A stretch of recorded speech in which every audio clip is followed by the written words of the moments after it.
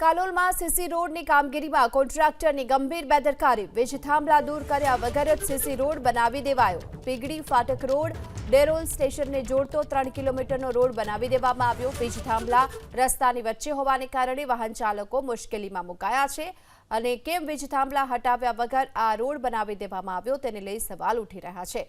બેદરકારી બદલ શું હવે કોન્ટ્રાક્ટર સામે કાર્યવાહી કરવામાં આવશે કે કેમ, અને જે વેઠ ઉતારનાર કોન્ટ્રાક્ટર છે તેમની સામે કાર્યવાહી કરવામાં ક્યારે આવશે તેને લઈને પણ સવાલ ઉઠી રહ્યા છે.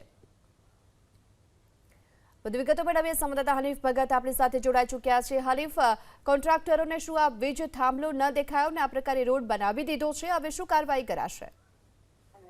ચોક્કસથી કાલોલ તાલુકાના ડેરોલ સ્ટેશન પાસે અંડરબ્રિજ અને અન્ય એક ઓવરબ્રિજની કામગીરી ચાલી રહી છે. તેના કારણે પિંગળી અને ડેરોલ સ્ટેશન વચ્ચે એક ડાયવર્ઝન આપવામાં આવ્યો છે.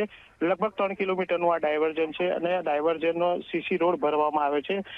ખાસ કરીને જે રીતના વાત કરવામાં આવે તો આ ડાયવર્ઝનનો રોડ જે છે લગભગ 1 અઠવાડિયા પહેલા બનાવવામાં છે અને રોડ ઉપર જે વીજ થાંભલા હતા, જે વીજ વાયરો તેની ઉપર લાગેલા છે અને વીજ થાંભલા દૂર કર્યા વિના સાઈડમાં હટાવ્યા વગર આ સીસી રોડ ભરી દેવામાં આવે છે.